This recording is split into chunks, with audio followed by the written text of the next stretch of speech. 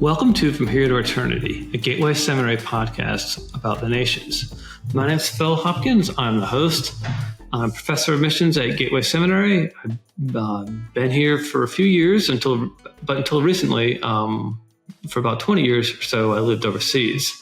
In this podcast, we address topics related to the cross-cultural spread of the gospel from here in California, across the U.S., and throughout the world. In these podcasts, these next couple podcasts are from the Evangelical Missiological Society. We had a meeting at Gateway Seminary on April 4th of 2025, the Southwest Regional Meeting, where we talked about topics related to ecclesiology and mission. And there were a number of people who presented, and in their presentations, we were able to record some of those. So we have a few of those here that have been recorded. Most of them are of pretty good quality. There are some that maybe are not so much, but we want to include those in this podcast segment. So there'll be a number of them that'll be spread out, talking from people from various backgrounds throughout the West Coast. Largely throughout the West Coast, from people from Fuller Seminary, from Cal Baptist, from Biola, from other different types of ministry organizations that are talking about ecclesiology and mission. So please enjoy. You'll see a number of different presentations that vary in length and that are quite unique to the people who, just as unique as the people who are presenting them. So we're thankful for those people. We're thankful that they have given us permission to record them, and we hope you all enjoy these podcasts, these presentations of these people.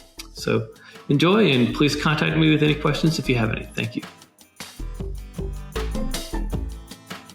So the title of my talk is actually, if you see in the abstract, is To the Ends of the Earth, Suffering and Other Key Markers in Chinese Missions. So what I've tried to do in this presentation, what I'll try to do in this presentation is to give a historical context of suffering within the Chinese world, particularly from perspectives of being a Chinese in China as well as overseas Chinese, and just looking at how suffering is kind of looked at, and then moving on to the missional context of how suffering has been perceived in China for these many hundreds of years of missions. And then finally, I'm going to look at some present-day context of how suffering is actually looked at by current students and pastors in the seminary that I'm in, or in the seminary I'm in with right now, and how they actually view this marker in terms of their participation in missions and encouraging their members to participate in missions. So in the world of, in Chinese, the word suffering, right, often entails this notion to actually eat or consume suffering. So there are many words or phrases that actually in Chinese, these are all on the slide, but I can't show it to you now, but it's okay. But they actually talk about actually eating suffering, that suffering, we need to have suffering first, and then sweetness will come later on. And then it is like, if you go through suffering, and then there will be good stuff after that. And if consuming a bitter herb, it is always a bitter herb that will bring about, right? It is actually the best herb for you. It's actually a bitter herb or bitter medicine, right? So even in the understanding of within the historical context, besides this saying, it is also grounded in this, the notion is propounded by Confucius and Mencius. So Confucius basically argued that if you are a person of integrity, if you are a gentleman, right? So in times of hardship, you will actually just hold on to your principles. But for somebody who is not a gentleman, and in the Chinese world, we actually name such a person as xiao ren, which is basically somebody of just not good qualities. That person will actually give up or just waver from the principles. And then according to Mencius, so what he postulates is that for those persons that the heavens have actually entrusted a heavy responsibility upon them, they actually will be put through a whole series of suffering in order to be able to be found that this person is worthy or capable of actually handling heavy responsibilities that the heavens have both entrusted this person. So within this, all these notions of just taught by Confucius, Mencius, and in all the sayings that we have about suffering, the Chinese view that suffering is really an internal quality that's just in us, right? It is that what we have as a race, as a Chinese person. So based on this understanding, and plus, so this is the historical context. And within the missiological context, so now I'll move on to the next context. In terms of the missiological context, on how this builds upon the historical context. So in modern missionary movement between 1807 onwards and up to the present day, right, it is characterized by challenges and sacrifices, notably willingness to die for the gospel in China, right? So this is recorded by Hathaway in his book on the Back to Jerusalem movement. So there are examples of how the early missionaries, for example, Morrison, Hudson Taylor, and then the Chinese evangelist John Song, Watchman Nee, Wang Mingdao, and the more recent leaders in the Back to the Jerusalem movement, Mark Ma, Grace Ho, Groove Tay, etc. All these, right, folks, their lives are just marked by challenges as well as sacrifices. So that is the first one in terms of missiological context, what has kind of happened in terms of how this has formed the present day understanding of suffering in missions in China. The second one is actually societal perspectives. Right, so in China, there's this saying that goes around pretty often from a long time ago when missions first entered China and missionaries first entered China up to the present day. Right, so the saying goes something like this: one more Chinese Christian equals to one less Chinese. Right? So Christianity has always been like a marginalized religion in China, and very much persecuted at this point in time. And the third part about the missiological context we have to able to know is that this political persecution is actually very real. So from 1949 onwards, when the CCP took on power, there is actually a concerted effort to actually demolish Christianity in China. Oh, I'm able to share my screen now. So you will see that what I started off with this character for suffering. If you see on the top, right, of this character, there are actually two radicals, the top and the bottom. The top radical is actually, it refers to herb or tea or vegetation or vegetable, and the bottom is actually the sound for it, which is cool. So if you put the two radicals together, the word is actually for suffering is cool. Right, so it means bitter herbs, and so bitter herbs, and then they extend it to naturally then bitter means suffering in life or hardships. Right, so and then all the sayings that I mentioned just now, right, about associated with consuming bitterness, right. The first one is 吃得苦中苦，放为人上人, which is like if you can endure suffering, okay, eat suffering, you are considered above others, right? You will be seen as above others. Right, 苦尽甘来, which is like you suffer first, right, and then the sweetness will come later. 先苦后甜, say and bullshit. 良药苦口, which is like good herbs, like the herbs that are best for you, the best medicine for you are actually very bitter in terms of taste. And then 吃苦耐劳, which is basically to be able to endure and persevere in suffering. So this, and then we talk about it. Quality of being a Chinese. This is what we have kind of looked at in terms of the historical context. So the missiological context I've just explained just now. And so what I've tried to do is that in terms of just understanding suffering in missions and how that has been kind of continued to be transmitted and taught in the church, right, or in the Chinese church, what I've done is I've done an initial survey of 10 Chinese seminary students, pastoral staff, lay leaders, right, for insights into their understanding. Number one, perceptions, characteristics, and strengths and limitations of suffering as a marker in Chinese missions and theology. The second is actually to find out from them what are the other pertinent markers in Chinese missions and theology besides suffering, right? Because suffering is a very much highlighted marker within Chinese missions today. The third one is actually I will try to discover and assess the narratives that are utilized to teach both suffering and other markers in Chinese missions or missiology. Right, so I interviewed 10 Chinese students right now, primarily all from China. They are on international student visa right now in a seminary, and then I'll just kind of be able to chat with them or talk to them on interview level. So let's go on to find out about what I discovered from actually this survey and interviews that I did with them. So in terms of just, I would like to break it down into a few parts and then kind of like help us understand unpack this notion a bit. The first one is the legacy of suffering in terms of this present context. So we have covered historical context, missiological context, and now I'm coming into a more present day context, right? In terms of the legacy of suffering. So the first one is actually perceptions. So the Chinese mission missiology is actually based on what they have actually said to me and written in the response to the questionnaire, is that it's distinctly marked by suffering. And I included a picture here of what I call what is known as an amulet, right, in the Chinese world of Taoism. An amulet is actually used, right, it's drawn by the priest and given to Taoists or those who ask, or those who visit the temple, to actually serve as a form of blessing or protection to ward off evil.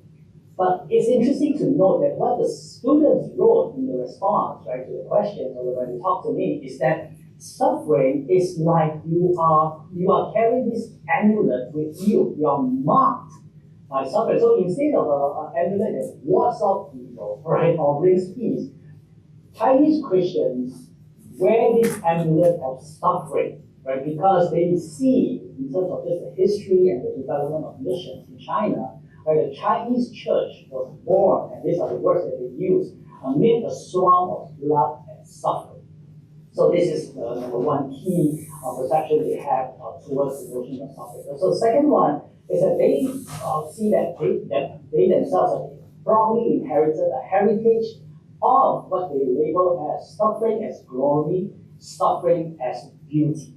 So 以苦为荣, 以苦为美. So it is something that's beautiful, it's something to be proud of, it is something that they can be, it's something that we glorify, let's say, right? So beauty as glory.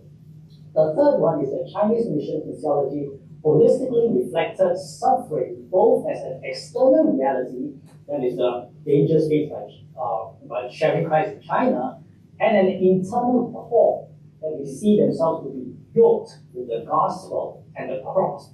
Right? So this is both an internal and external form. So suffering entails both the external and internal parts in the life of missionaries or pastors. Right? The fourth one is actually Chinese mission missiology, historically exemplified by forebears who suffered in their ministries. And we have seen just now from some examples, as well as the cultural, the Christians who lived through the Cultural Revolution, right? How they have their lives have just been exemplified by just suffering, right? In terms of the ministries that they completed or they've done. The last one is that Chinese mission missiology seamlessly blended the suffering of Christ with suffering as virtue quality of the Chinese. So they see that being a Chinese, are willing to suffer, and they now just seamlessly integrate. So in their theological world, in the theological and framework, that this is equated, or we take on the example of Christ, right? Christ who suffered. So this is the same kind of thing, right? Like we like to kind of extend that, right, in terms of at this point in time in our work in our missions. The next one is, so in terms of the present day context, besides the perceptions, I also kind of look into what are the characteristics of suffering. Right? They say, oh, we need to suffer for Christ, but I want to know, I want to find out what are those things that we are talking about. What does suffering entail? Right, so these are some of the things that came out, some of the insights that came out from me. The first one is that they are able to endure or be able to handle poverty, humiliation, and hardship. So this is a saying that is very common among the pastors or missionaries in China, is 挨得穷，受得气，吃得苦. That means they can handle poverty, they are willing to accept all types of humiliation, and they are able to just eat hardship. Right, so some examples they gave, for example, low salaries, a simple, modest lifestyle being understood. Right. The next one is martyrdom for the gospel. You see that this is a reality that they are very aware of in terms of when they go into the mission field. Right. The third one is external persecutions, internal loneliness. So this external, internal kind of thing again, being rejected by society at large, and then at the same time, perhaps family members reject them or they do not understand what they're trying to do. And the fourth one is actually the forsaking of personal rights, comfort, and interests. Sickness is a big thing. So being ill, falling sick is just part of being a good servant, right, or a good missionary in the steps of Christ. So being sick. And the last one is actually unafraid of poverty and challenging and dangerous contexts. So just this notion of being unafraid, bravery, they are willing to go anywhere, right? As long as Christ has called them, as there's suffering there, or there's going to be potential suffering there, they're willing to go there. So they're unafraid of poverty and challenging circumstances. So what are some of the strengths of that when I ask them, right? So what do they see as the strengths of suffering? So the first one is that they state that this is the foundations of the faith, right? In terms of unwavering faith. So this sets the foundation of it. So for their faith not to waver, right? So they need to go through suffering. It sets the foundation for them. The second one is that suffering in their life is a powerful witness and inspires others towards lifelong commitment to Christ. So it is like an inspiration for the others, right? A testimony. The third one, it actually brings the faith community together. There's this cohesiveness because they undergo suffering together. They're now stronger and more united as a faith community. The fourth one they actually talk about and quite common about commonly mentioned is actually this long-term commitment in a tough environment. So they will just stay there and not give up, right, in a difficult environment, right, not giving up. Right? Just kind of stay there for a long time, enduring there.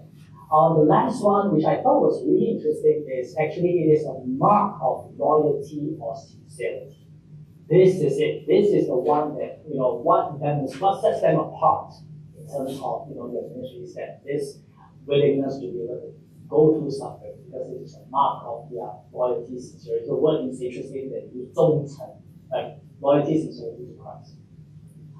I also asked them what are then some limitations, so kind of causing them to reflect a little bit on this notion of suffering, which they're so kind of proud of, right? So one of the key things that they highlighted is that this overemphasis of suffering and trials, right, could lead to asceticism, which then they neglect grace, joy, and other elements of our faith, right? The other one is that it restricts openness to creative and new ways of ministry because the only thing that suffering is the only way to go, right? So everything we do, we must suffer. So other creative ministries that may entail less suffering, they will not consider it. So their options, are pretty limited in terms of how we do ministries. The third one is that it limits the model of missions because they are focused on as I mentioned before, the ministries that will only bring suffering but neglect the other ministry. For example, caring of the needy, they may see just helping the needy around is not enough suffering, so they may neglect potentially those kind of ministries. The fourth one is that they neglect places that have minimal persecution suffering, so they will go to the most difficult places. They want to go to the most dangerous places. So the United States is probably not a place that they really want to go to. It's not top of the list, right? The last one is actually unhealthy impact on family members. They actually mentioned that family members abandoning their faith, family members being put in danger, stuff like that. So what are the other important markers out of the interviews and surveys that they Number one is essentially calling or being fervent, so that's highlighted as well. The second one is humility. They see that Chinese mythology is marked by humility, a willingness to be humble. The third one is faith. So this notion that they will trust God in everything, this amount of faith that they have, or faith that they need to have, compassion, perseverance, commitment, relationship, which is really important in the Chinese context, right? That's something that's we talk about all the time in terms of just guanxi, which is probably a common term that we've heard before, as well as the work of the Holy Spirit. Right? So these are the other important markers.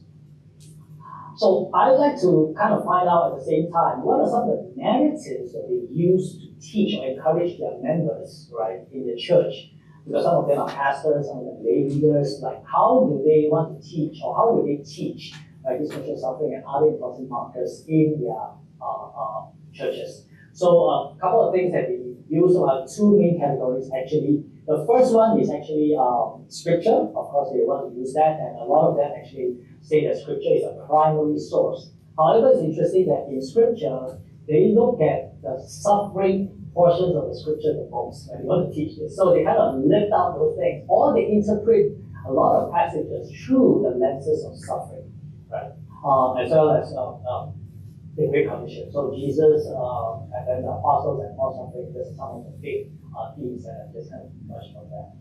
The other one is biographies of missionaries in China. So Ahern, Taylor, Morrison, Fraser, and Eugene, Johnson, Wang Mingdao, back to Jesuit leaders I mentioned earlier, and other Christians who lived through the Cultural Revolution, right? So and survived, right? So how, or perhaps they died. So how all these biographies just continue to inspire them, right, to persevere in terms of this being able to suffer for Christ. As well as hopefully the other things that as well, like the other characteristics of being faithful. But everything that they look at in terms of the other markers is mostly interpreted through the lenses of suffering. So as I conclude, kind of like pulling all these out and kind of wrapping this up together, how are we going to kind of move forward in terms of just this understanding or this helping them to explore further this notion of suffering in Chinese missions and missiology. So I think two works that I kind of looked at recent works in terms of Chinese theology. One is by C.H. Ding, 1923, and also Alexander Chow. I believe many of you perhaps are familiar with his works.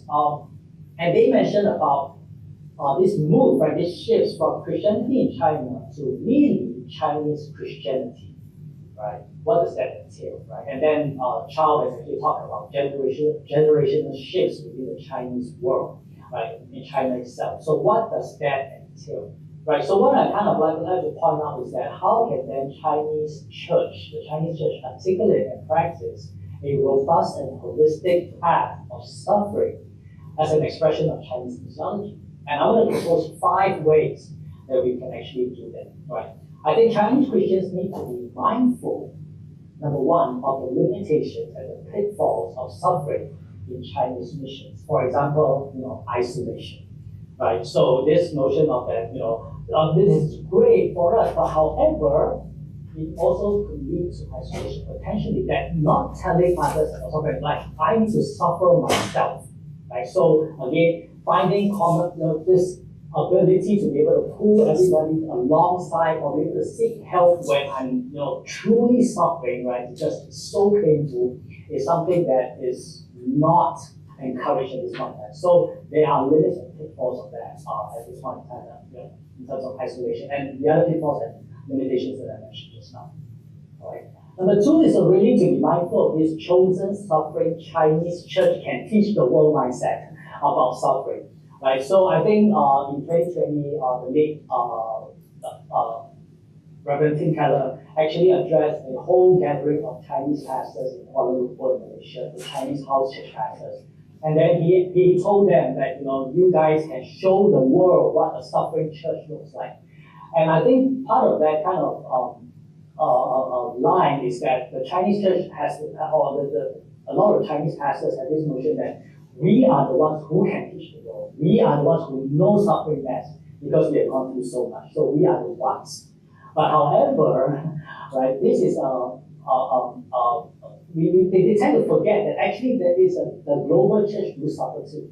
Right? So what does the global church has to teach all of us, including Chinese Christians, in terms of suffering? So this leads to my third point about interactions of experiences and practices in terms of the other members of the global church, right? The ethnicities of the global church in terms of understanding suffering. Right? So just moving away from this insularity, right? So my students in the seminary right now, my Chinese students, believe that the rest of the world churches are just weak. Like particularly US churches, right, just weak. They are not strong. They are just kind of like, just not fervent for the Lord, etc. And the Chinese church is so strong. They are the ones who kind of like charge forward all the time and they to die for Christ in that sense. Right? So again, this insularity is not helpful for the Chinese church. So this is a point that I'd like to point out in terms of being mindful of that. The fourth one is actually to be mindful of other markers that are also equally critical, right? For example, right, the marker of faithfulness, the marker of the compassion, etc. So those are also important markers, right? That we need to teach, holistically teach, in terms of missions, right, or missiology. So in terms of Chinese missions and Chinese missiology as well. And the final one is actually there's this narrative of life, abundant life in Scripture. Right? What does that mean? Right? And the accompanying narratives in Scripture that talks about life, abundant life that Christ brings. So what does that mean? And even from Genesis onwards, what does that mean? New life, what does that mean? Right? So again, be mindful of that and how do we now weave all this into the training of students or training of pastors, training of missionaries, right, coming in to actually my seminary in China. That's what I'm trying to do at this point in time. Right, so finally, I put a picture of an umbrella there, which is actually an analogy that one of my students used, is that, suffering, we need to continue to teach. It is an important marker because this is like an umbrella. It is an umbrella that we prepare, even though we may not face suffering right now, but a day will come, suffering will appear, it will happen, right? So just like a rainy day, we always have an umbrella. We have an umbrella with us because just in case it rains, we can take that umbrella out and then that will keep us dry. So for them, training in suffering or teaching in suffering is an important thing that they want to persist and will continue in that so that they are ready for the rainy day. But I also want to argue that at the same time, there are other parts of this umbrella that we also need to take. Suffering is one spoke, perhaps, of the umbrella. Important spoke, nevertheless, but there are other spokes that also need to be taken into consideration in terms of a holistic and a more robust path of suffering for Chinese Christians. All right, that ends my presentation, so I'm open for questions if you have any.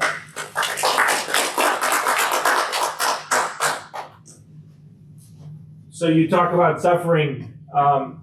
In the Western Church, we always talk about the fruits of the Spirit: the love, joy, peace, patience, kindness, gentleness, and self-control.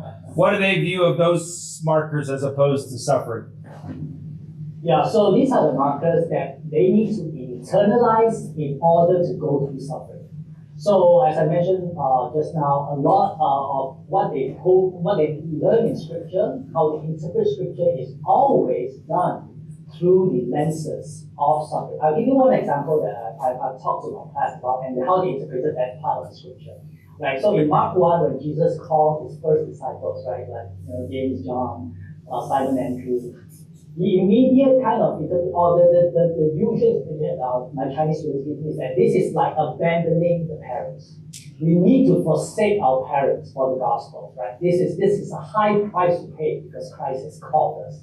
Right? So this is immediate following. We leave behind everything. We leave behind our jobs. We leave behind our families, and this is just like a path of just ready to die for Christ. So this is a usual interpretation that my students get, and then they do this even in the preaching class, right? That I'm going through with them. So this is how they see a passage like that. However, it's interesting to note that in Mark 1, when Christ called all of them to follow, right? We have forgotten to sometimes pause and ask, like, what, instead of focusing on what they left behind, or rather what they in focusing on the sacrifice, we need to ask, what did they leave behind, right? And then how did Christ take care or help them with that, managing that part of it? And so it's interesting in Mark 1 how Christ was able to do that. Kind of like immediately after the synagogue situation, he slipped into the house of Simon and Andrew. I'm sure a part of that and how that kind of the narrative kind of like continues from the calling and then to the homes, right? So it's interesting to see the moment they talk about even, right, like this simple thing like this, following Jesus, is about immediate abandoning that. suffering. Having that in poverty. Thank you, Danielle. I think that you have to close now. Okay, sure. Thank you so much.